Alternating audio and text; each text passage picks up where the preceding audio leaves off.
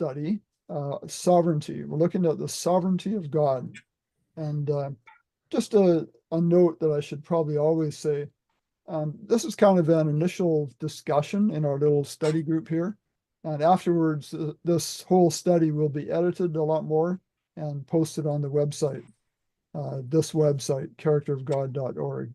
And at that point, I will fill in definitions according to the traditional legal model and the biblical healing model of the gospel.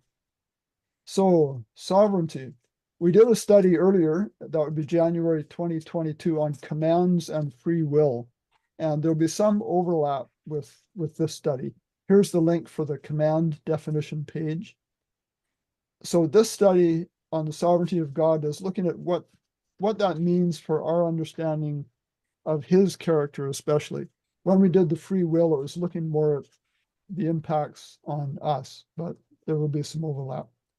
So the words sovereign and sovereignty do not even occur in the King James Version, but the terms are very important for understanding God and his character. So here's some definitions just from dictionary.com for the English word sovereignty and sovereign. They're nouns. It says the quality or state of being sovereign or of having supreme power or authority. That's the one that most applies here. And sovereign just means or refers to a person, really, a monarch, king or queen, or someone with supreme power or authority, which would certainly apply to God.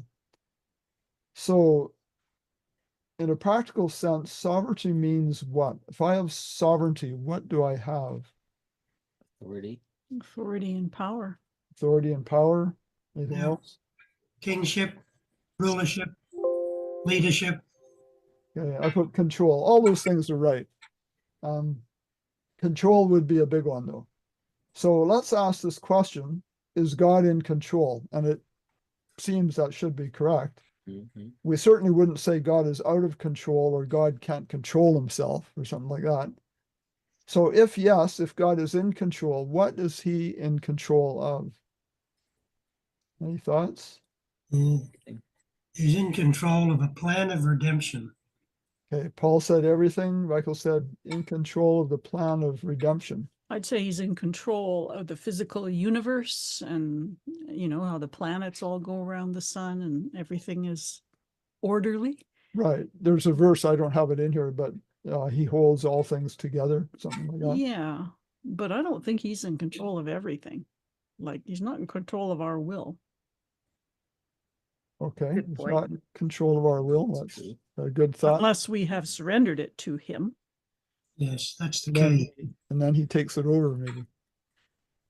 We give it to If him. we give it to him. Okay. I don't think, Well- anyway, we'll get to that, I'm sure. We'll talk about that more. So people can raise all kinds of questions about this sort of thing, God in control. And we will look at some, just noting some here. If God is truly in control, why doesn't he stop wars? We prayed already this morning for these wars around the world. Why doesn't he stop disease and suffering and accidents? Why doesn't he stop, I've got accidents again, abuse and murder, all these terrible things that are going on? You know, if you're God, stop this nonsense. Anyway, there's a theological term called Theodicy. It's a branch of philosophy dealing with the issue of evil in light of the existence of God. If God is just and holy and good, then how do evil and misery exist? That's the question Theodicy wrestles with. History's most famous statement of the problem of evil comes from the ancient Greek philosopher Epicurus.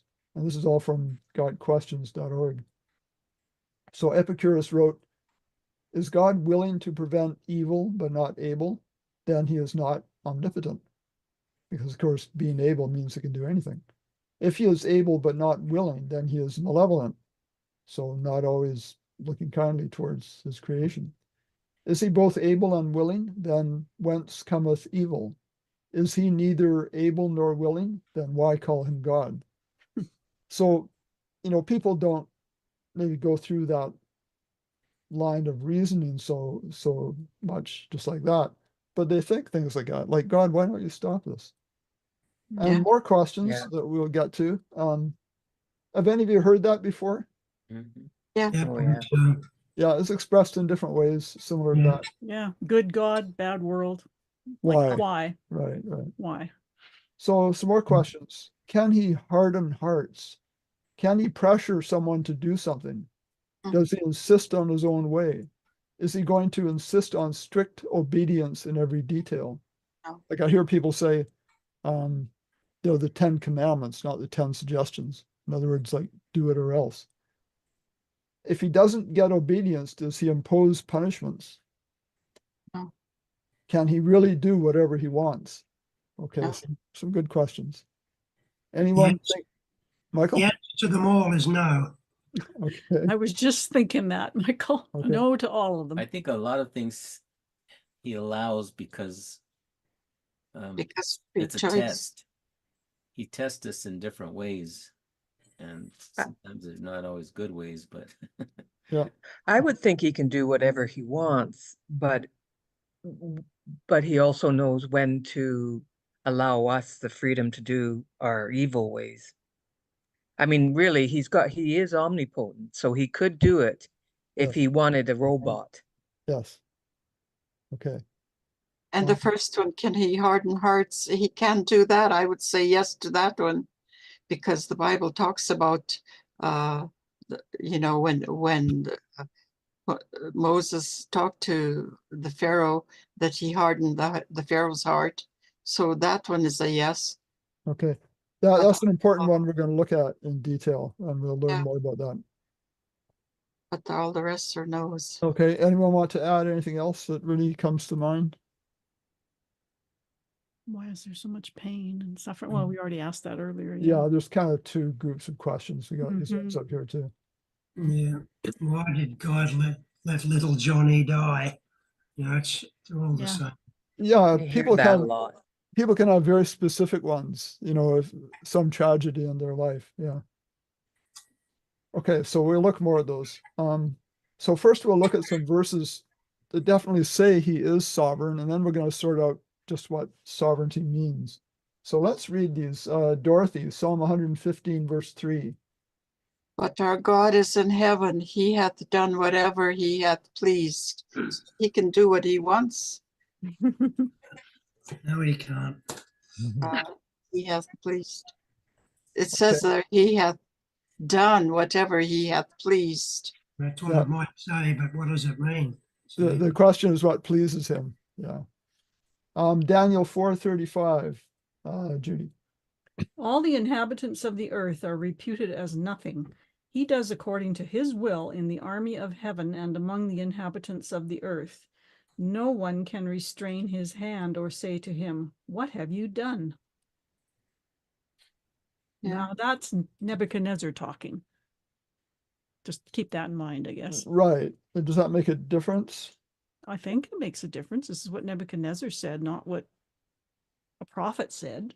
it's his understanding. It's his understanding. Right. Okay. You want to say more about that? That's a good point. I want to say more about that. Not really. I think I just said it.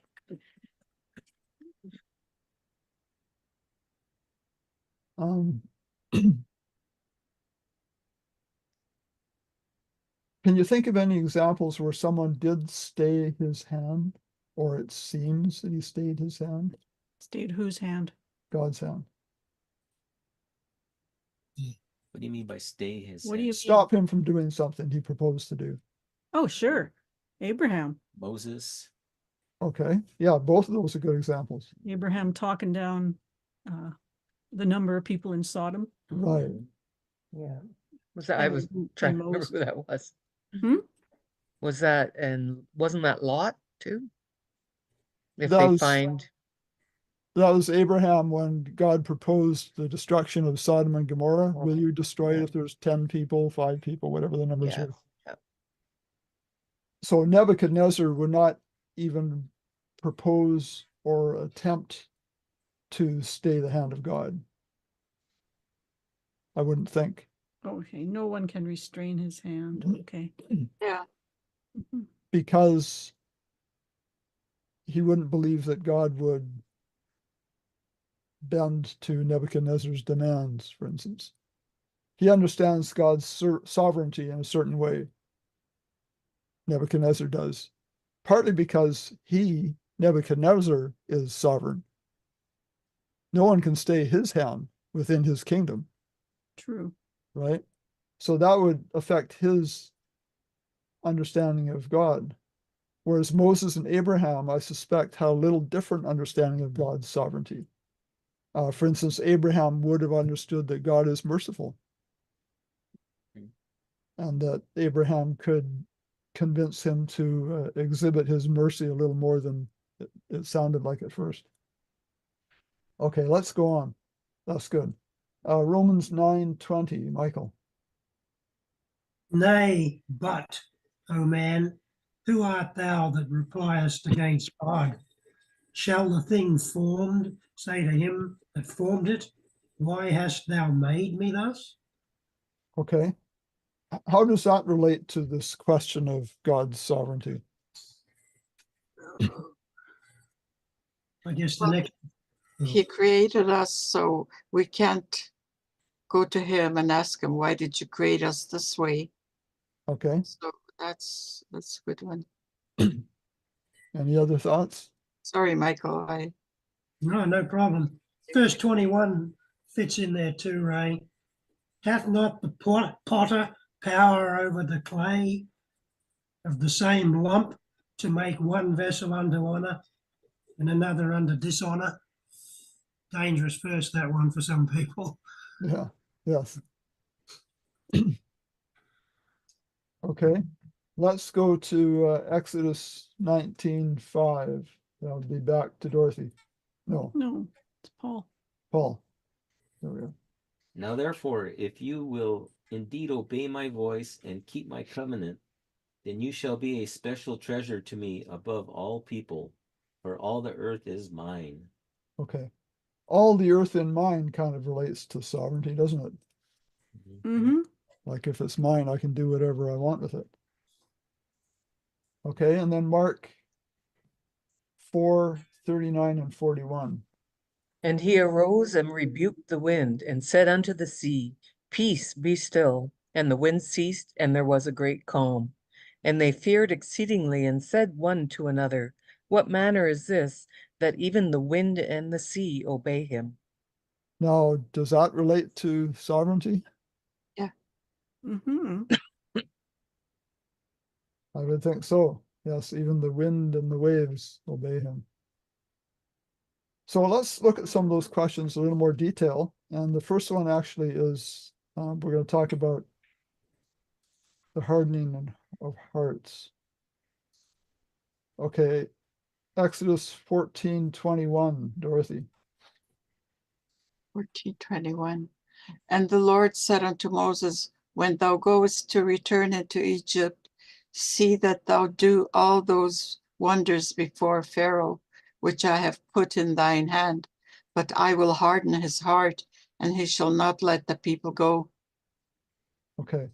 Now this whole, I've kind of, sometimes I shade a part just to show that it all goes together. This is from a website, Christianity something.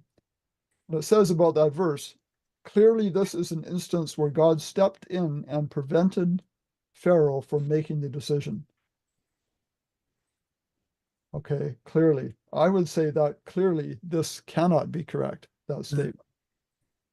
The author is neglecting to consider a very important principle in how God deals with us, which is what? Free will. Free will, okay. Yeah, the free will of others is what I put. They're just taking that statement, I will harden his heart, just at face value as it reads, which people tend to do, and it makes sense. But you have to take everything the Bible says on a topic. And if you get contradictions, you have to find a way to reconcile it.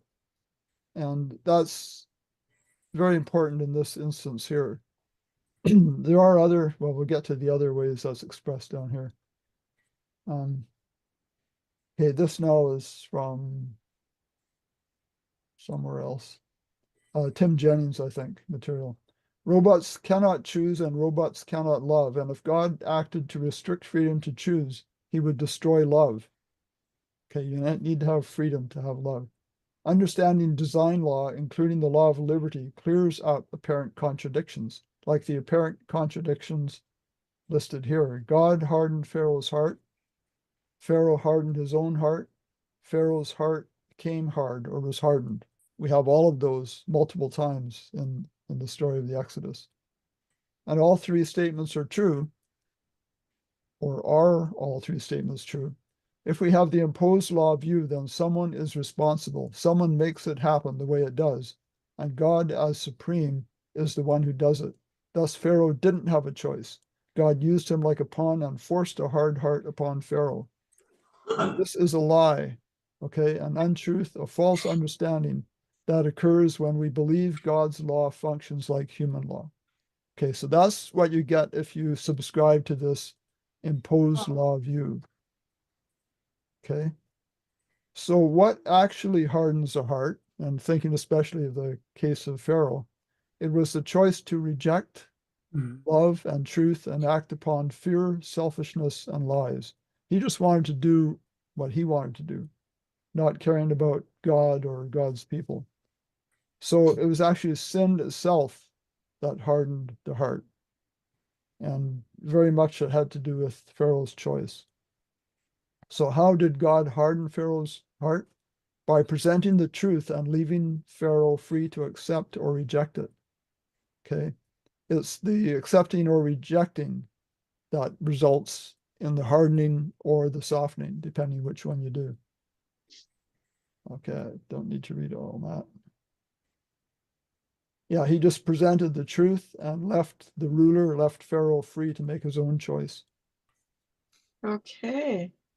So There are some does different- that help, Dorothy? Yeah, that helped. Yes, okay. I'll just read this part though, because some might ask, if God foreknew that Pharaoh would reject the truth, why did God do it? And it's because Pharaoh, like everyone, is born in sin and has the same terminal condition as everyone else and needs the same remedy from God. So God, wanting to save him, of course, is going to present the truth to Pharaoh and give him an opportunity to be saved. And if he didn't, he wouldn't be showing his love to him in a sense. So God, presented the truth, presented the choice to Pharaoh. He was free to accept it or reject it, because God wanted to save Egypt as well. But that didn't happen, largely because of their leader, Pharaoh there. So another question, if God is sovereign, can he pressure someone to do something? Can he or will he pressure someone to do something? And we have an interesting story in Moses at the burning bush. This actually came, I get the temple newsletter from Jerusalem, comes every Friday. This is yesterday's. And there was something in there related to this. It said, so this is from the Temple Institute newsletter. Why me? Moshe asked Hashem at the burning bush. Why choose me to lead the children of Israel out of Egypt? Moshe did not want the job. He pleaded. He argued. He insisted that he wasn't the man for the job. His resistance was so persistent that an increasingly frustrated God eventually lost his temper. Do you think God lost his temper? Not as we do. No. What did God do? Anyone want to kind of explain that? He gave him, he said, what about your brother? He can talk. Aaron. Yes. Yeah. So he said, Aaron can do the talking. Accommodated. Accommodated. Yeah. That's the term I like. Accommodation. So God accommodated Moses' concern, his lack of self-confidence, maybe his Egyptian tongue that wasn't working too well. And he said, okay. So God loses his temper by saying, okay, you can have it your way. I'll give you a solution. That's Not how I lose my temper. no. Yes. Um, we should do it that way, shouldn't we? A couple of other examples that I didn't actually get a chance to write anything out here, but maybe we can come up with some ideas on this. We're looking at God pressuring or not someone to do something. What about the story of Jonah? What do you think there? Well, God told him to go to Nineveh. He turned around, went the other way, and got on a ship. But in the end, he got tossed overboard, and God sent a fish. I think God persuaded him. I didn't pressure him. I don't know.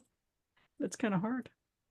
I actually hadn't thought that through. So Yeah, I haven't thought that through either. But I mean, it said God provided the fish to save him. Yeah, But did God orchestrate the whole thing? Yeah, we could say God, dragged him back the other direction via the fish. But if he hadn't given the fish, he would have drowned, I think. Mhm. Yeah. I'll have to think on that one a bit, maybe. Maybe Jonah really did want to obey, but he just lacked confidence in himself. I don't know. Maybe he needed something miraculous like that to show him that God would be with him and that he could do it. Well, the other thing is the Syrians had quite a reputation as being a very brutal people. Right. So maybe he was fearful about even going there. I'm sure he was. Oh yeah, I think Yeah. so. That's why he went the other way. Yeah. What about Saul, who became Paul? Is that a case of God pressuring Paul in this case to do something? Yeah. I think he just showed him the truth, which convinced him. You're talking about on the road to Damascus? Yes. Mhm. That whole experience? Yep.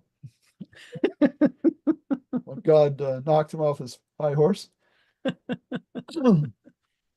Judy and I always have a debate about that because I say he got knocked off a horse and she says there was no horse mentioned. So. Yeah. Yeah. I would guess that in that case, Saul actually had a desire to know truth. We understand that even from the time of the stoning of Stephen, that event actually affected him and pricked his heart, sort of thing. And he just needed to have his eyes opened. And the blinding, in fact, was maybe an object lesson to show him how he was ignoring truth, how blind he was making himself. Yeah. Okay, if God is sovereign, does he insist on his own way? Is it my way or the highway? Maybe the highway to hell? Actually, I'm going to go to my website for a minute. This is this link, God's Accommodation for Man. And there's an article there about that. And this may not be so easy to read, but there's a list here of, I'll move it over.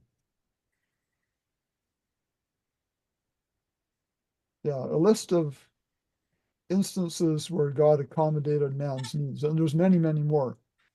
But here we have Moses turns God down. I've got a whole page on that. Moses appointed as an intermediary. I think that should be Aaron appointed as an intermediary. The Israelites choosing warfare. We understand that God did not give them weapons, did not provide weapons when they left Egypt, but that was their choice to do that. And then even after that, when they did go to war, although God didn't approve of it, he directed them to get the best results in their wars. He gave the Israelites quail. He gave them statutes that were not good, it says, which is interesting. He granted them to have a king. We'll talk about that more. He allowed slaves, polygamy, divorce. There's lots of examples of God accommodating. So let's look more at this one example here of a king. This is actually a very good and obvious example of God not insisting on exercising his sovereignty. So let's read 1 Samuel 8, 4-6. Evans, can you read that? Okay, yes. Then all the elders of Israel gathered themselves together and came to Samuel unto Loma, and said unto him, Behold, thou art old, and thy sons walk not in thy ways. Now make us a king to judge us like all the nations. But the king displeased Samuel. Then they said, give us a king to judge us. And Samuel prayed unto the Lord. Okay, thank you. So it seems that Samuel recognized there was a problem right away with this because he brought it to the Lord. He didn't just say, okay, he could sense there was a problem. And in fact, this shows the next few verses that there was definitely a problem with that, and there was not God's will to do that, actually. Okay, so Judy. And the Lord said to Samuel, heed the voice of the people in all that they say to you, for they have not rejected you, but they have rejected me, that I should not reign over them. According to all the works which they have done since the day that I brought them out of Egypt, even to this day, with which they have forsaken me and served other gods, so they are doing to you also. Now therefore, heed their voice. However, you shall solemnly forewarn them and show them the behavior of the king who will reign over them. Okay, and if you go on, they were told the things that would happen. He would take your young men for soldiers and your young ladies for bakers and things like that. But they still insisted. And so God allowed them to have a king. And I think I have another verse later on that relates to that. Be careful what you wish for. Be careful what you wish for, because God might just give it to you, but if he gives you what you want, he will also give the natural consequences. Yep. Right? Okay, I'm just going to. So if God is sovereign, does he insist on strict obedience in every detail? And this comes down to our understanding of God's law and the purpose of it. And I just at this point want to show you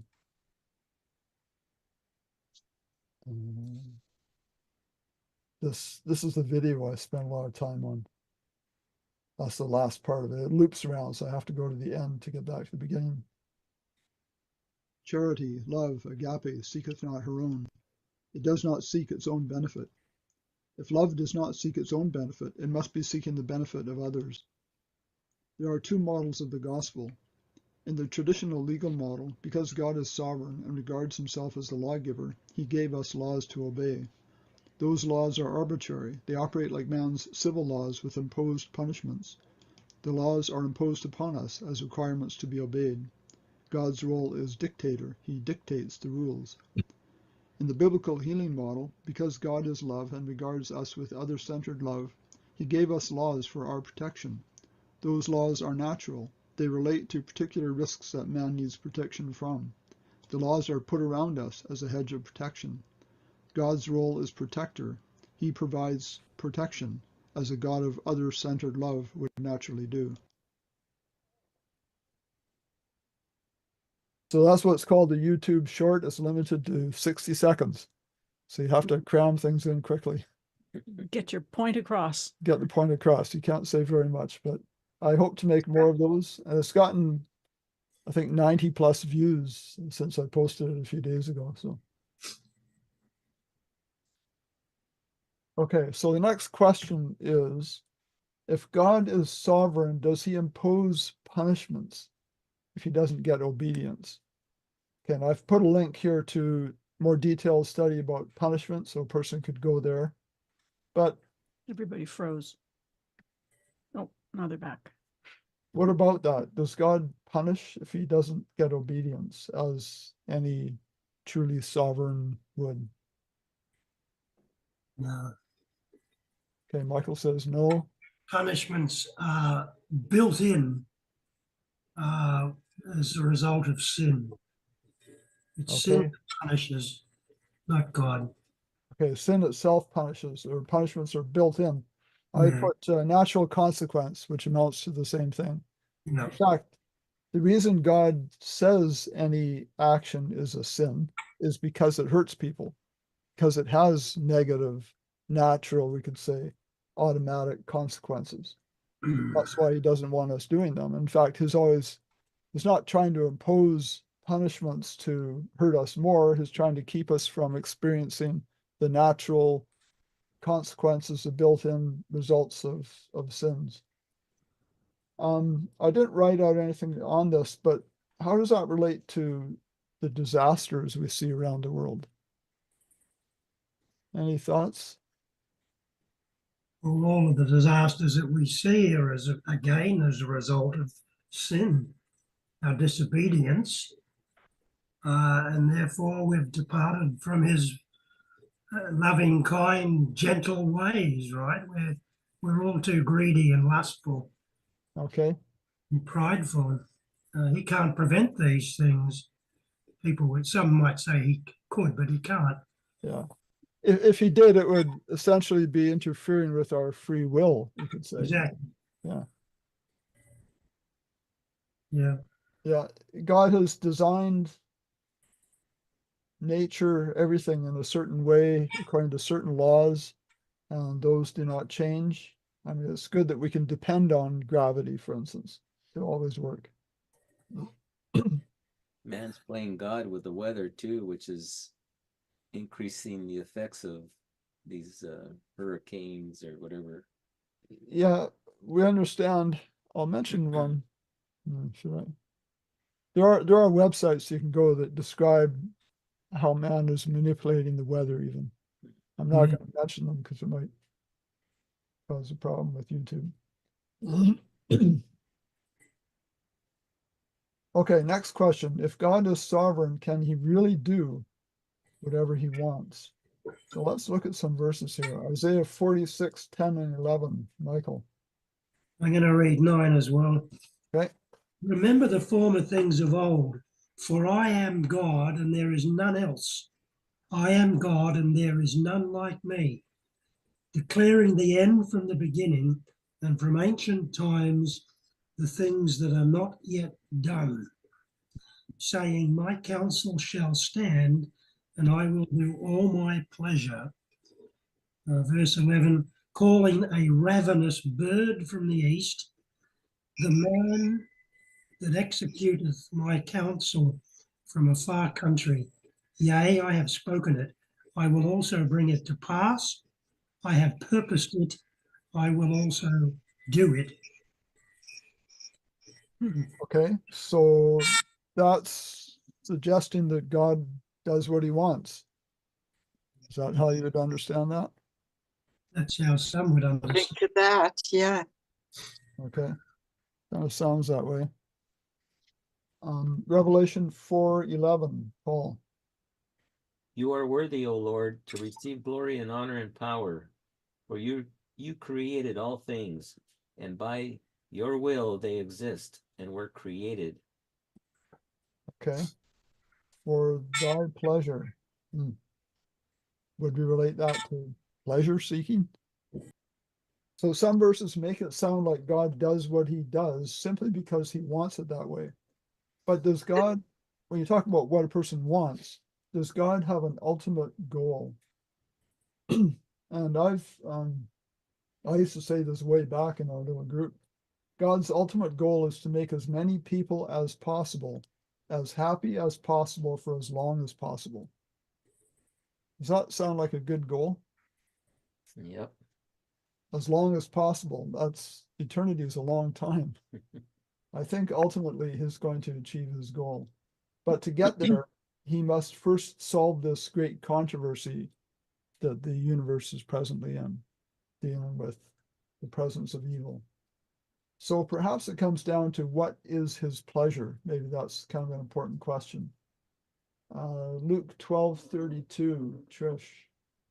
Fear not, little flock, for it is your Father's good pleasure to give you the kingdom. Okay, so is the Father's good pleasure there to obtain something for himself? No, to give something to Us. us. Yeah. Okay, but that actually pleases him, so it all works out. Here's a kind of a curious verse talking about God's pleasure. Isaiah 53:10, Dorothy. Yet it pleased the Lord to bruise him. He hath put him grief when thou shalt make his soul an offering for sin. He shall see his seed, he shall prolong his days, and the pleasure of the Lord shall prosper in his hand. Okay, is that kind of a strange verse when we think of what pleases God? Because yet it pleased the Lord to bruise him. That's referring to Jesus and his crucifixion. I've heard it. An alternate way to read that is, yet it pleased the Lord that he was bruised. Ah. I Okay. think that wouldn't work very well. Was You bruised. don't like that either, eh? Well, would you like it if your son was your firstborn was killed? No. No. Well, That's a bit of an improvement because it shows that God didn't do it himself. But how do we explain that further then? yeah. Well, pleased because the death of Jesus led to our salvation. So Oh. in that, it pleased him. Okay, so it's looking at a result that would come from it, a good result. Very good. Oh, yes, good. Okay, so what is his pleasure is what we're kind of looking at. Here's some things verses that talk about things that don't please God. Psalm 40 and verse 6. Evans. Okay, sacrifice and offering thou didst not desire. Mine ears has it thou opened. Burnt offering and sin offering hast thou not required. Okay, thank you. So from that, I got that God's pleasure, sacrifice and offering were not pleasurable to him, which is kind of interesting. And we've Yeah. talked about that in other studies. Ezekiel 18:32. For I have no pleasure in the death of one who dies, says the Lord God. Therefore turn and live. Okay. No pleasure in the death of him that dies, no pleasure in the death of anyone. So it wouldn't make sense that God would cause it then. Genesis 6:6. And it repented the Lord that he had made man on the earth, and it grieved him at his heart. Okay. How do we understand that? It grieved him the same as Jesus was grieved looking over Jerusalem. Yes, I could have put that verse in here too, maybe. Yeah, Matthew 23:37. Okay. It's really talking about the results. Mhm. It's not like God said, "Oops, I made a mistake creating Yeah. this earth Yeah. and these people." Yeah. That's sad, isn't it? Genesis 6:6. It Repented is, the Lord. it's very sad, actually. Yeah. To think that the God who is so loving and Yeah. giving of himself and made this whole universe, and it turned out badly for him. And there's verses that talk about in all their afflictions he was afflicted. Yeah. I mean, God is. Some people think God is just up there in heaven, sitting there having a cool drink or something. But his suffering immensely, in Yeah. a sense, because we hurt when our children hurt for different reasons. But his watching all these people all over the world that are suffering in so many ways. Okay, 1 Timothy 2:4. Who desires all men to be saved and to come to the knowledge of the truth. Okay, that's what he really wants. Yeah. Okay, so let's get into some other things here. I'm going to talk about sovereignty and responsibility. Does sovereignty bring or imply responsibility? Think of it like a parent. Is a parent sovereign over their children? Yes. Yes. Okay, I would think so. They're essentially in the place of God to their children. So parents are sovereign over their children, but they are under a higher authority who's given them responsibility for their children. Yeah. Okay, they're sovereign in regards to their children, but they're not ultimate sovereign because they're under someone else, Under Yeah. God. under God, who's given them the responsibility of their children. That's Does responsibility imply answering to a lower authority?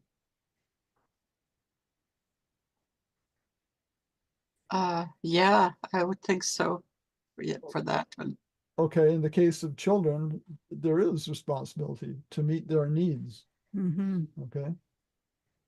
Does responsibility imply answering to a higher authority to meet their rules and requirements?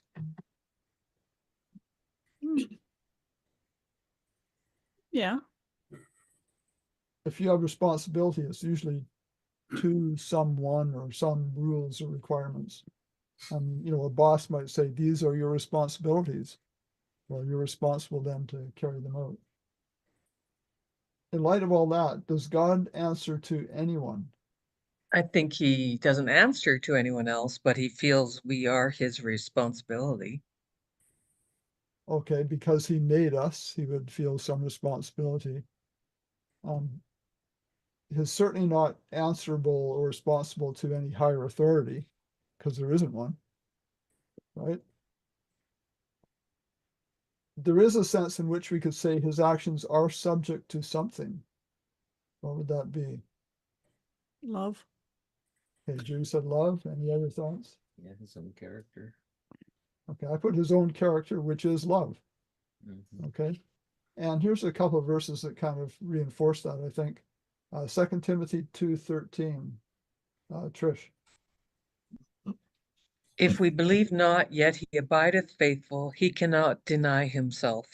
Okay, could he cannot deny himself essentially be pointing to the fact that he can't act outside of his own character? Malachi 3:6. For I am the Lord, I change not. Therefore, ye sons of Jacob are not consumed. Yeah, I think that kind of goes along with the he cannot deny himself. Okay, he's going to act the same way according to the same character at all times. Okay, along with so many other things that most of Christianity gets wrong, Christianity will often say, in many variations of it, God is in control. And that's a very, very basic way of understanding God, and it affects lots of other things. Let's read Philippians 2:5-8. And the question is this an example of the exercise of sovereignty, of God's desire for sovereignty? Philippians 2:5-8. Evans. Let, let this mind be in you, which was also in Christ Jesus, who being in the form of God, through in not of robbery to, to be equal with God, but made himself of no reputation, and took upon him the form of a servant, and was made in the likeness of men. And being found in fashion as a man, he humbled himself and became obedient unto death, even the death of the cross. Okay, thank you, Evans. I think your English is getting better reading verses there. Yes. Well, thank you. Yeah, a little bit of feedback. I think it was coming from your end there, but otherwise it was good. Okay, next one is Philippians 2:9-11. Well, this is just the next few verses. Jude.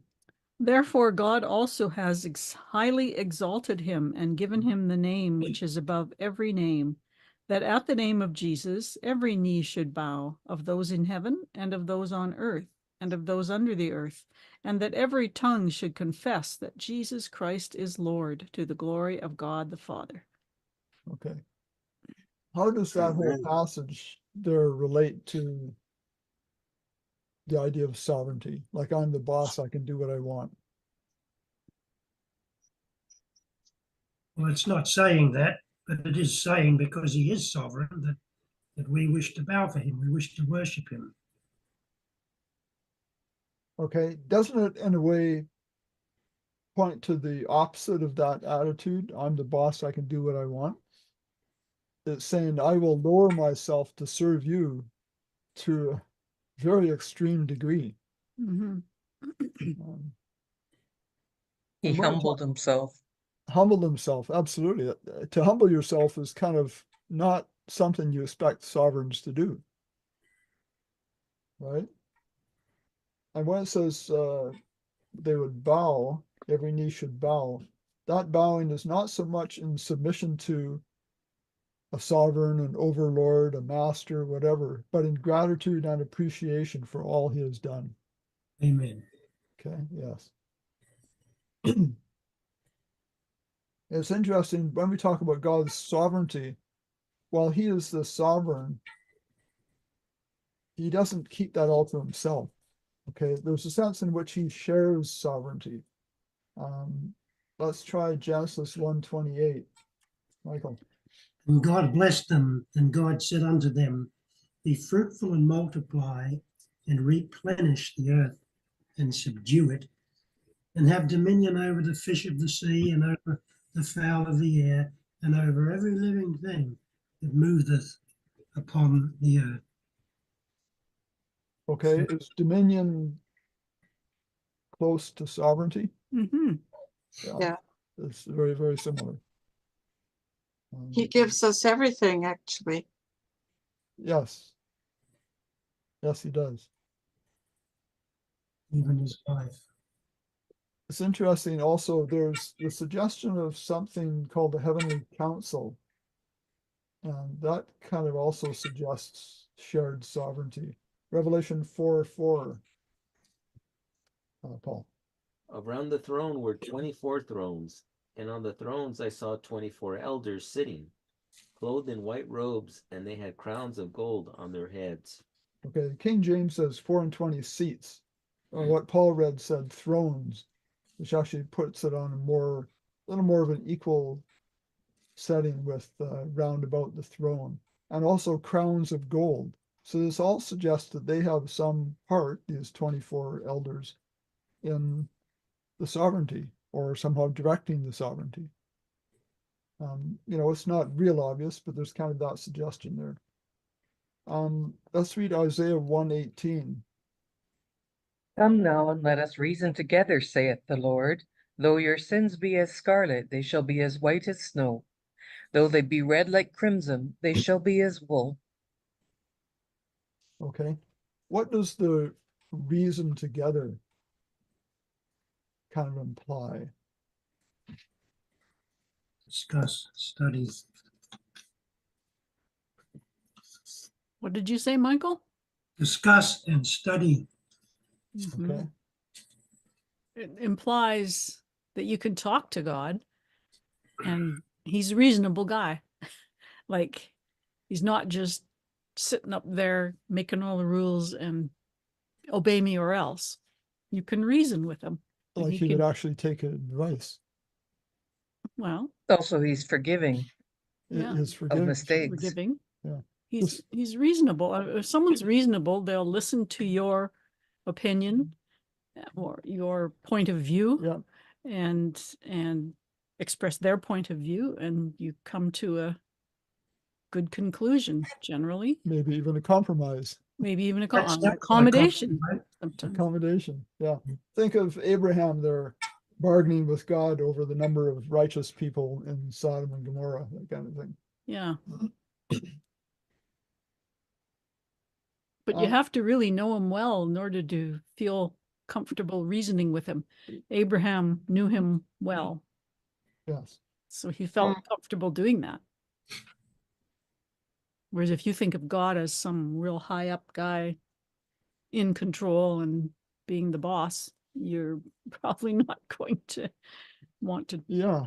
Have any of us shifted somewhat from an earlier understanding that God is watching over me and is going to get me if I do wrong, and you have to obey completely or whatever, shifted from that to more of a position that you could talk to God and reason with him, and he is reasonable. I think we should be coming to that sort of understanding more and more. That's not to say that obedience is out the window. Right. Because if we don't obey, there are natural consequences. Mhm. It's not that he's going to come down on us with some punishment or anything. It's all for our benefit, isn't it? It's all for our benefit, exactly. Absolutely. Okay, let's look at this. What does God's control imply? Or just control on its own? Governments control citizens, etc.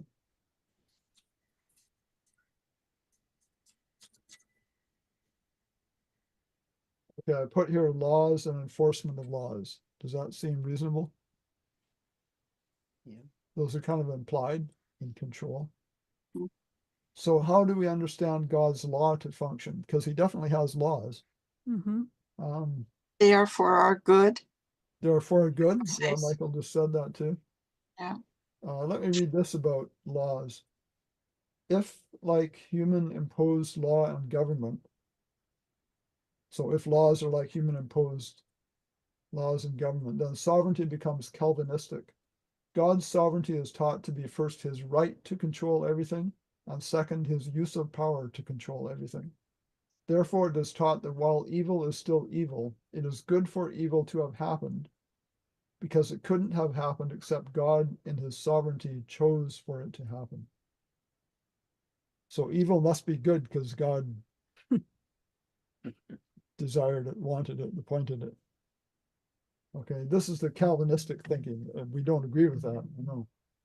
Those who accept the lie that God's law functions like human law will describe God's sovereignty in ways like this: the right to exercise his ruling power over his creation, or God is in control of all things, or God controls everything that happens. If he controls everything that happens, then he's in control of, a car accident that Yeah, takes a mother's life or something. he's in control of evil. Yeah, he'd be in control of evil even. Absolutely. Absolutely. Evil is not in the earth. Yes, yes. So we really have to throw out this Calvinistic thinking of God micromanaging in absolute control of everything. Mm. But God does have commands. And the question is, do God's commands negate, disqualify, do away with free will? When God gives us commandments or commands or tells us or asks us to do something, is that negating free will or honoring and respecting it? It really depends on whether or not there is force or coercion, whether real or implied, to obtain obedience. We also have to take into account the actual meaning of the words and the context in which they are used. So if the commandments are as commonly understood, that opens the way for force of some kind or coercive pressure to get compliance. If the commands are given by one who is truly honoring free will, does that even give the opportunity of using any force or pressure to obtain compliance? And I'm saying, no, it cannot be. If he's honoring free will, he can't say, do this or else. That doesn't seem to make sense, does it? No. So we closely associate commands with laws. A fundamental question is the nature of God's laws. Are they arbitrary, imposed laws, or natural design laws? And these are active links actually to word studies on those terms. So let's look a little bit more at free will. Some believe that as far as our eternal destiny, we do not have free will. And there's a debate in Christianity that goes back centuries to two theological views. And I've already mentioned Calvinism. That's John Calvin. I don't know exactly when he was alive, but this is well before Martin Luther, I think, even. So Calvinism is the view that God alone decides. So absolute 100% total sovereignty. He decides who is saved and who is lost, and man's free will is not part of the process. Has nothing to do with it. Okay. So that would include predestination. Yes. Yeah. Absolutely. That's another term for it. Yeah. Mm-hmm. I remember being at But isn't it, sorry, Go ahead. Ray, isn't the names written in the book? Yes. So in a way he would decide. But how do the names get written in the book? On what basis are they written there? I don't know. You're I'll talking let about when I get it. you're talking about names that are written in the book because those are the people that are saved, Book of life. Right. book of life. But how do they? Yeah. What determines whether they're there or not? Well, wouldn't God determine that? Well, he writes the Because names what did, there. I mean, I guess you could say your actions determine whether you're written into the book of life or not, right? Oh, Is that okay, what you're trying to get at? yes, we're getting closer. Yeah, like I don't write my name there, right, physically, and we don't know exactly what forms the book have. But God, we could say He writes the names there, but the basis of whether He does that or not is determined by us, By our works. Yeah, I could see that. by our works, our faith. I mean, that's the whole discussion, but we determine it. We make the choices. Okay, everything depends on the right action of the will of each person. Would be a good way to put it. Revelation 20:12 is the verse. Okay, Paul's saying Revelation 20:12. Do you want to read that? And I saw the dead, small and great, standing before God, and books were opened, and other books were, and another book was opened, excuse me, which is the book of life, and the dead were judged according to their works by the things which were written in the books. Okay, so that According to sounds their like works. a whole record of what's been going on. Yeah, that explains it better.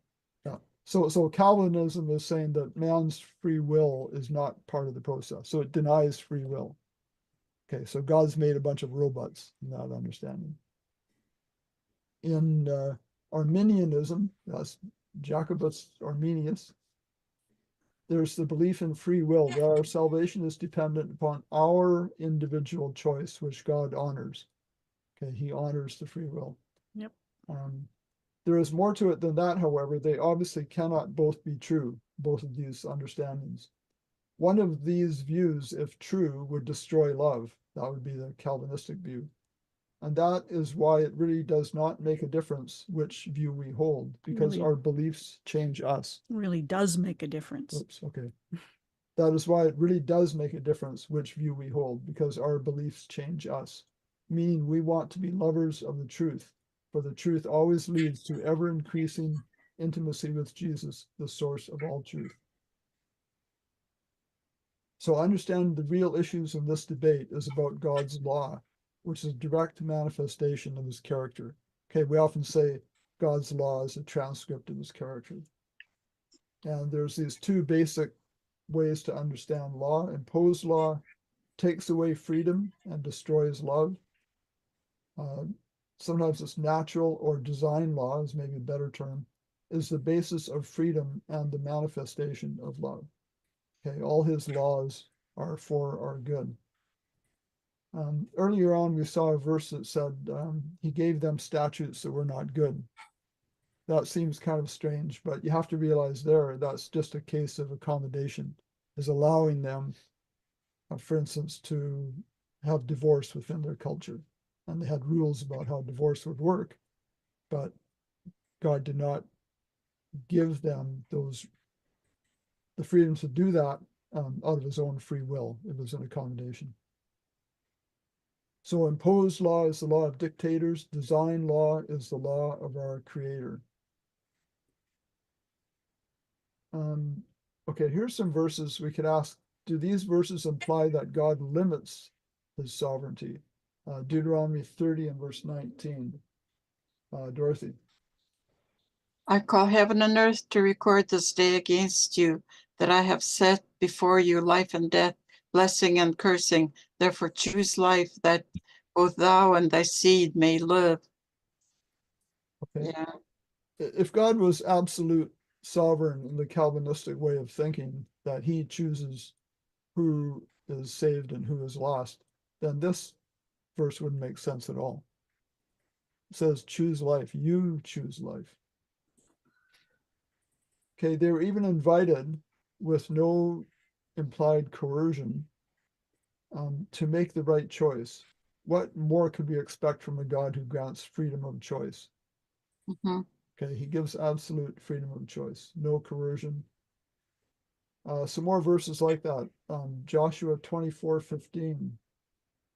And if it seems evil unto you to serve the Lord, choose you this day whom ye will serve, whether the gods which your fathers served that were on the other side of the ford, or the gods of Amorites.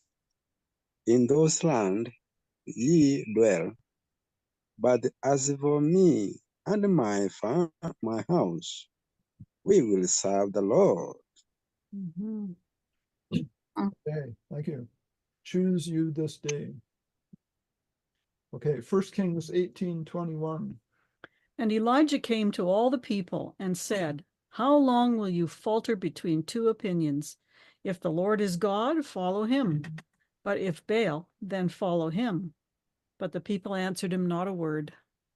So a sovereign normally wants his subjects to follow and obey and maybe even reverence and love, but at least follow and obey. Some of them don't care so much about the reverence and love.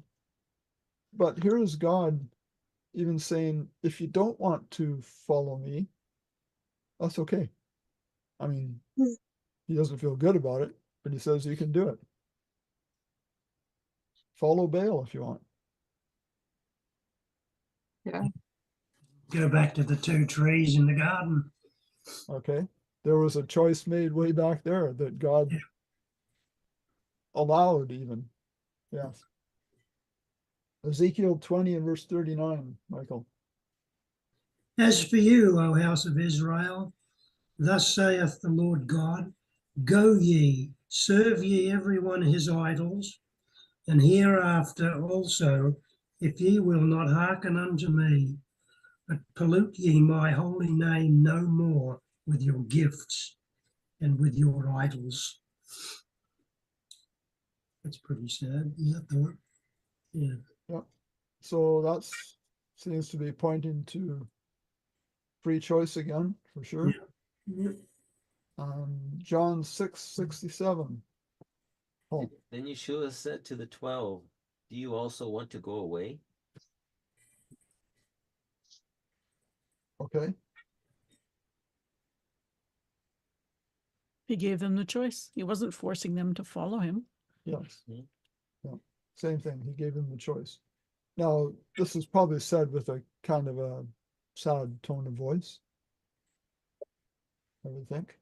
I think it was right after a whole bunch of other people decided not to follow him anymore. Right. Right. I think it's after he said, eat my flesh and drink my blood. And that kind Yeah, of thing. They found that so. a bit hard. James 1:25, Trish. But whoso looketh into the perfect law of liberty and continueth therein, he being not a forgetful hearer, but a doer of the work, this man shall be blessed in his deed.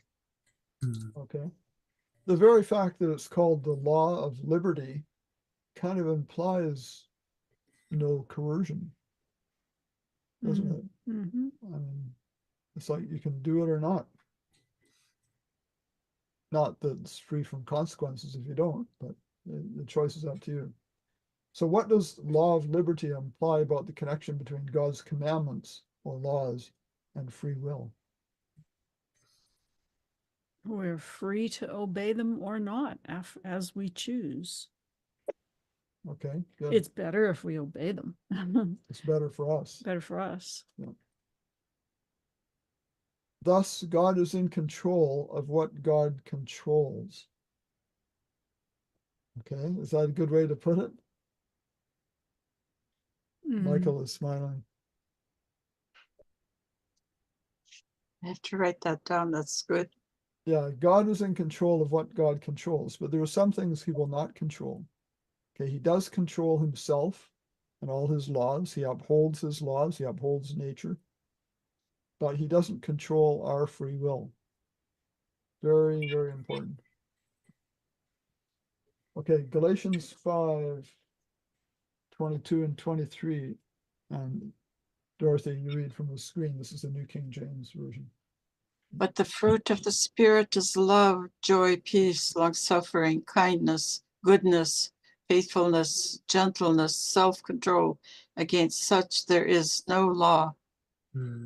Okay, so I highlighted here self-control. Trying to emphasize that, you know, God says these are the fruits of the Spirit, they're good things. Well, he has self-control himself, wasn't he? He would have all the fruits of the Spirit. He would have all of them, yes. Yes. So he sustains reality. He keeps the universe running upon the protocols and laws he established.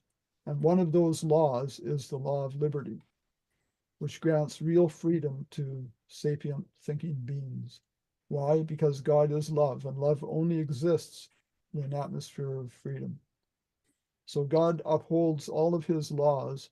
One of his laws is the law of liberty, which says every person has free will.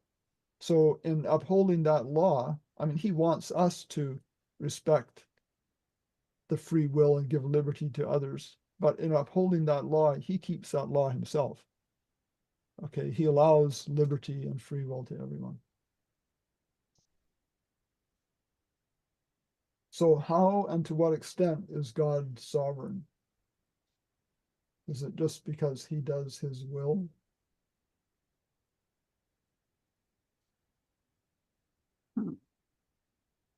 So he's sovereign to the extent of what you mentioned above, that he's in control of what he controls. Okay. Yeah. What did I put down here? Okay, his character.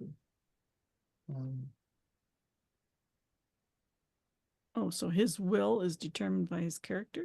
Yes, Is that I what think you're saying? that's what I was thinking of. His will is governed or determined by his character, which first and most importantly is that he is love. Okay. So he is love, and his will is to grant us free will. And it's because he wants subjects who will serve him freely out of love. He doesn't just want robots. Okay. That was kind of a note to say more about free will. I would just emphasize that it's a very, very important principle in God dealing with us. Does anyone feel more free in the relationship with God now with a better understanding of his will than you perhaps did years ago, understanding that his law was imposed and to be enforced, etc.? Has it made a difference in your lives at all, in your thinking? That's an interesting question, that one. Yeah, I think that applies to me because I used to read the Old Testament and think that he was a punishing God, but I don't think that anymore. So, Okay. yeah. Good. I think when you want someone or some God that's omnipotent because you believe you need help, which you do, but you need to believe that he can control wars and everything at the end to help you through it. Yeah, maybe. But I'm learning slowly that he is not an evil God, so to speak, or a God that imposes his will upon us. Right. Yeah, that's comforting. Unevenly or he allows free natural consequences to our decisions, and that's been a change for me to realize that, rather than thinking he caused the flood or he did this or he did that. Yeah. Okay, And Dorothy. yet the Old Testament says that in words. Yeah. It uses those words that, yes, he did this. He closed the doors on the ark and all that stuff. Yes, there are things, and it can cause confusion. It Mhm. clearly says in places that he did certain things, but this is where we have to. This sort of thing is really important to start with, to understand God's character and his respect of our free will and how his laws work. And then we need to look at individual cases like the flood and how it was caused, and also look at how words are used and things like God's permissive will you know, he permitted things to happen. And yeah, there's lots to understand there for sure. But if we don't have an understanding that God is love and he is putting us first, then we're going to have a really hard time with those other things. So, I think another problem for people is, as we've seen in the history and that's written in the Bible, when God wanted to lead the people and they didn't want him, they wanted a king. So he was misunderstood by these people that probably thought that he was going to be harder on them than a king would. Mhm. And the same with the Jews, misunderstanding the Messiah. When Yeshua was there, they didn't recognize him as the Messiah because in their minds they had a different person that was going to do the job. And so I see people now that reject the character of God. They want a God that would impose penalties and do all these kinds of things, you know, that a God of love wouldn't do. right. So And I think one thing to say about that is people like to have a God after their own image. yes, yes. Oh, that's a good one. Yeah. You know, especially if people have been really hard done by in their lives, you know, mistreated, They want justice. they want justice. And they want God to administer justice in the Yeah. way they want him to. Yes. Mhm. Hmm. Yeah. That seems like to me like the in the Old Testament that those priests and all those people, that's how they believed that God would punish them if they didn't tie the seeds correctly and all those things, you know. Seems like to me that they believed in doing. I mean, it seems like to me that that's why they persecuted people because of working on the Sabbath, is because they were afraid of punishment from God and displeasing him. Yes. Yeah. I They- think we can see Old Testament times and even today how God has been misunderstood all along the way. Mhm. There's not many that understand him. And, you know, thankfully we're coming to a little better understanding, but I'm sure we have a long ways to go yet. Yeah. Okay. Let's read, I think we're here, right? 1 Corinthians Mhm. 13:5. Evans. Shall a trumpet be blown in the city, and the people not be afraid? Shall there be evil in the city, and the Lord had not done it? Okay, thank you. You read Amos 3:6. Yeah. We'll just switch the order a bit then. Okay, 1 Corinthians 13:5. Love does not behave itself unseemly, seeks not her own, is not easily provoked, thinks no evil. Okay, so the point of these verses is love to others before self. That certainly applies with this verse. Ephesians 1:11, Judy. In whom also we have obtained an inheritance, being predestined according to the purpose of him who works all things according to the counsel of his will. Okay, this could go back to, so he wants all things to work out according to what he wants, counsel of his own will. This goes back maybe to what I shared before about God's ultimate purpose. What he really wants is to make as many people as possible as happy as possible for as long as possible. He's out to bless others. Okay, and we read Amos 3:6. How does that one show love to others before self? Which one? The Ephesians one? No, Amos. Amos. That I put in the wrong place. Okay, because it doesn't really. Okay. Keep in mind these are put together pretty quickly. And No, yeah, okay, sorry sorry. about- I just thought maybe I don't see love in there. Yeah. No, this is more a verse to say what this is one that would fit in with a Calvinistic thinking. Okay, God has done everything. Okay, Yeah. so that should have been up in that category, Okay. showing that God has been misunderstood, really. Yeah, mine says, if there is calamity in a city, will not the Lord have done it? It's blaming God. Yeah, there are verses like that. Yeah, and those are ones where you often have to look at that verse on its, well, focus on that verse and compare it with the others, and even look at the word meanings and everything. So In that just ended up context. in the wrong place. That's all. Hmm. Okay, Zechariah 14:9. And the Lord shall be king over all the earth. In that day it shall be, the Lord is one, and his name one. Okay, so what is that saying about sovereignty? He remains in charge, no matter what. Okay, and this is looking towards the future Mhm. where God will be sovereign over the whole earth, but not sovereign in the sense that he is dictating and enforcing a set of rules, but he is sovereign because all his subjects truly understand his will and love him and want to serve him. And he'll be king or sovereign in that sense then.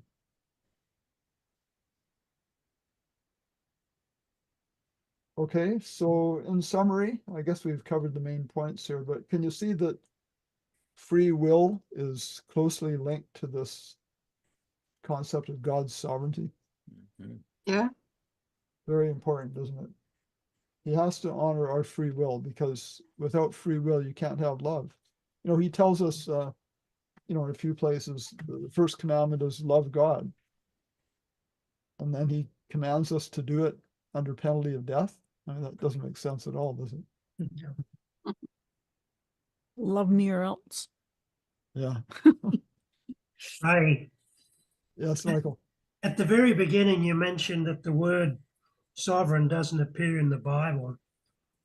I looked up the Webster's 1828, and sovereign means supreme, and I think you touched on that. Yeah. And in 1 Peter 2:13, it mentions that submit yourselves to every ordinance of man for the Lord's sake, whether it be to the king as supreme. Mhm. The word supreme means superior. It means excellency, higher, Mhm. above, better. And something that I found interesting, the king, submitting yourself to the king, is actually means sovereign. Yes. Sovereign. So in that respect, he's there.